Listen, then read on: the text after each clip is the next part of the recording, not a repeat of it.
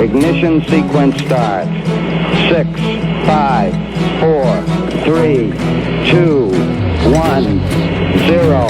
Liftoff. We have a liftoff.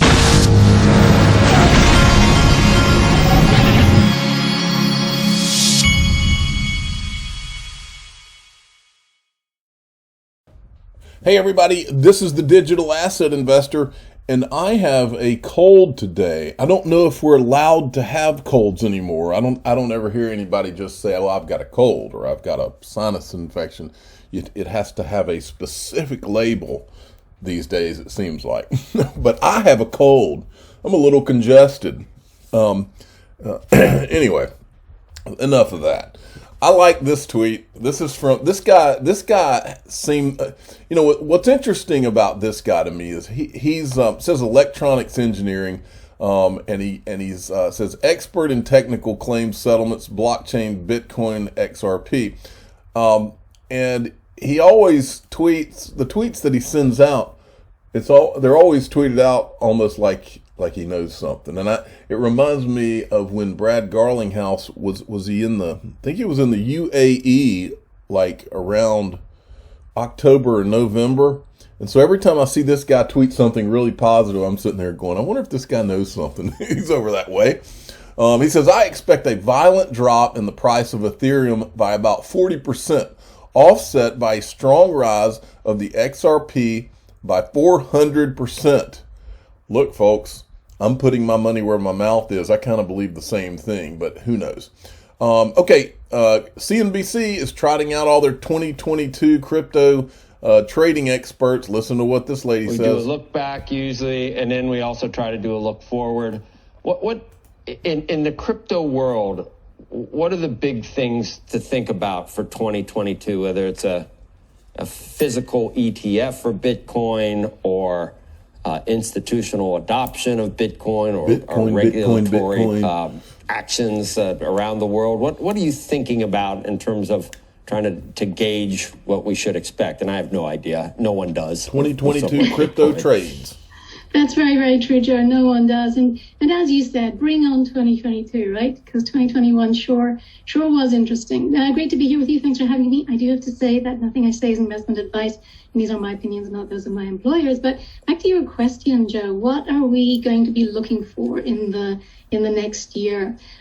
We expect a continuation of institutional involvement. We're seeing that. I mean, just the institutional growth over the past 12 months has been astonishing, and we're seeing strong signs of that accelerating over the next year, both through direct token investment and through investment in the crypto market infrastructure companies themselves. We saw the birth, Joe, of 60.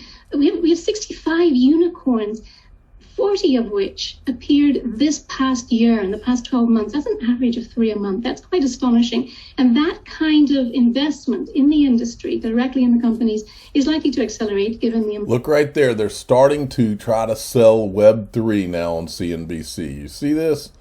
Web3. And I'm going to show you real specifically what Web3 is. I think we all know what Web3 is, but I want you to remember one thing, because I've been saying it for a long time. Bitcoin and proof of work Ethereum are prototypes. Proof of work doesn't work. Ryan Zagone said it a long time ago. They're prototypes. All these meme coins you see, those are all distractions. We're going to get to the big picture and what really matters here in a second. But make no mistake, Web3, that symbolizes Ethereum and the attempt as this Ethereum 2.0 rolls out for these guys to roll this and have a monopoly with Ethereum 2.0 in digital assets. That was what the attempt was. Now, I want to show you this. So we know that Ethereum got a free pass. We know Joseph Lubin is one of the founders of Ethereum. We know that he's been gloating about his free pass over the last few years. Well, now, to make matters worse, he makes fun of Gary Gensler, knowing that Gary Gensler has given him the free pass, continues the free pass. Jay Clayton gave it to him, but Gary Gensler continues it. He may as well give it to him.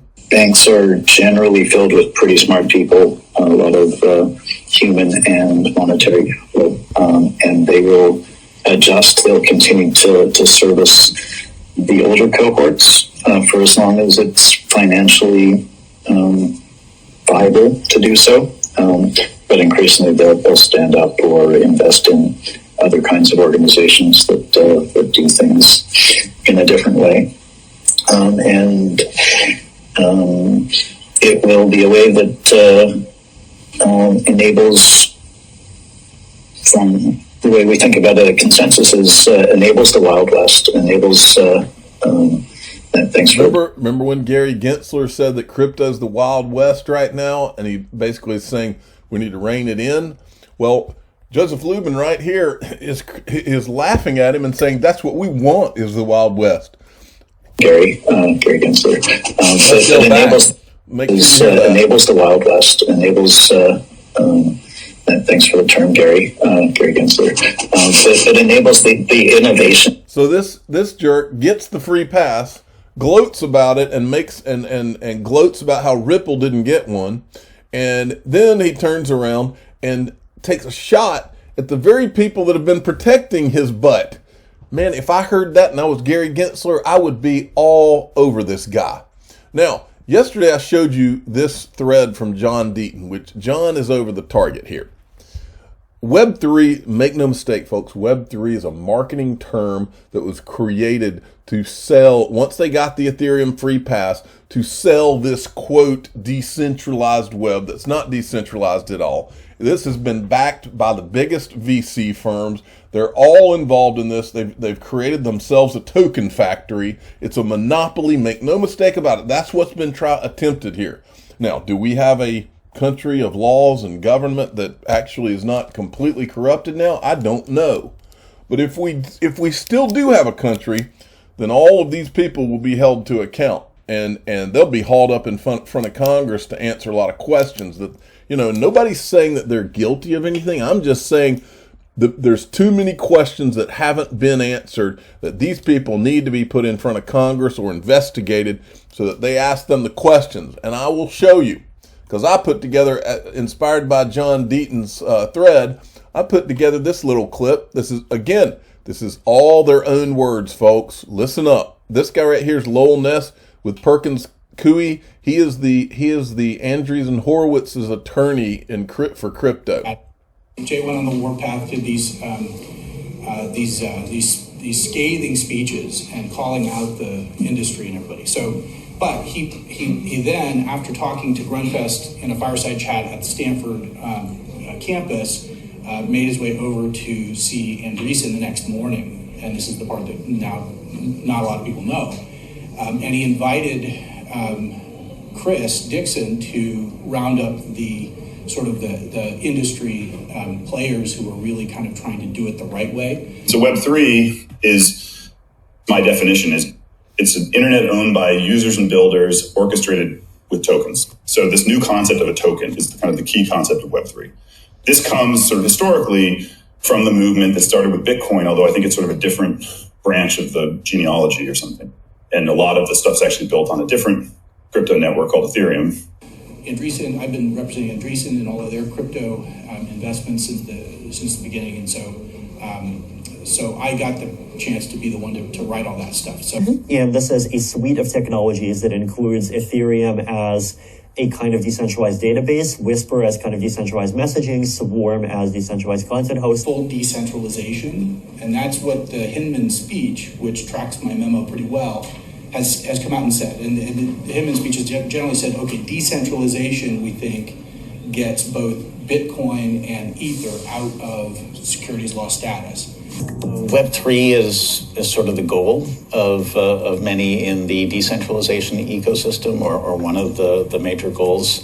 The Ethereum network token and issuance mechanisms to be decentralized, and therefore no transactions involving those particular assets are considered to be transactions of securities. They have not said the same thing about other tokens, the Ripple token, for instance, and I believe they've made all the statements about decentralization that they're going to make. And how does he know that?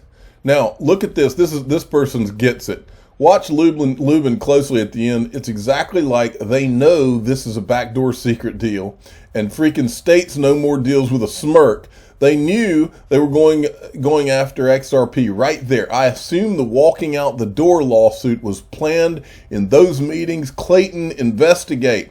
This is the thing, folks. When you piece it all together, it's obvious. Now, we haven't had any support from crypto news media except for ProCoinNews.com, who is the official sponsor of the Digital Asset Investor Hunting and Fishing Club.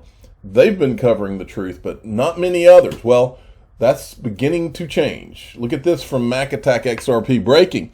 SEC accused of deliberately trying to kill XRP by favoring Ethereum.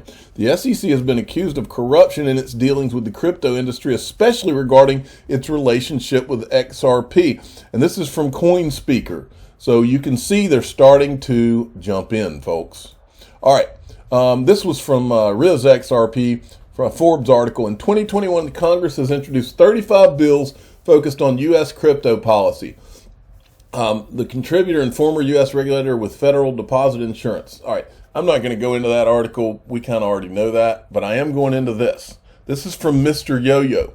ISO 222 cryptos. 5 compliant cryptos. Keep an eye on in 2022. Now, I'm going to say it again, folks, and I said it kind of here. Pay attention. These are the big picture digital assets. Don't be distracted by memes and systems that don't work, okay? And what he's saying in here, and what I'm saying to you is this. Like I said earlier in this video, Bitcoin and proof of work Ethereum were prototypes, folks. Proof of work does not work. It never did. They all know it.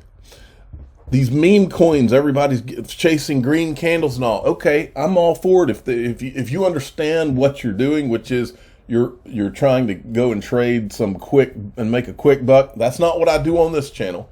You do. I don't know your situation. You do whatever you want to do. That's your business. I'm just telling you. For me, all these things are distractions. I don't care if it's dog, Shiba Inu, whatever. I was shocked when I was looking at a thread the other day at the number of people that were picking Shiba Inu to go up over, these legit things. But if you want to be the adult in the room, then you need to look at this article. This is from NASDAQ. ISO 222 cryptos, 5 compliant cryptos. Now, sifting through this article, I kind of missed one, but I think we've got them here. The first 2 that it mentions right out of the gate is where are they? Okay. Nope, it's down further. Here it is. XRP, XLM. Those are the first 2 mentioned. Those are my largest 2 holdings. In fact, I bought a bunch of XLM this morning. I also bought a bunch of Hedera Hashgraph. Stellar. Okay, so you've got XLM, XRP. Then you've got Algorand. Remember, that was hatched out of MIT, Gary Gensler's buddy. That's 3. And then you've got, let's see, IOTA. IOTA and Algorand are the 3 and 4. Okay, I do not own any IOTA. I'm not saying to own it or not own it, but I don't know why they said 5 because they mentioned 6 here. And they also mentioned HBAR, that's Hedera Hashgraph. I bought more of that this morning. And then they mentioned Cardano. I've always been a Cardano fan. They've got Quant in here. No, I'm sorry. I steered you wrong. XRP, XLM, other cryptos that are compliant with ISO 222 is XDC, IOTA, and Algorand. So the 5 are XRP, XLM, XDC, IOTA, and Algorand. And then they say in addition to these 5, there are 3 more cryptos rumored to be compliant. HBAR, Quant, and Cardano. Folks, all of these digital assets that are being mentioned here are legit technologies. And that's what's been so frustrating for me on this channel for the last really 3 years, is because every time I turn on CNBC, all they talk about is Bitcoin, Ethereum.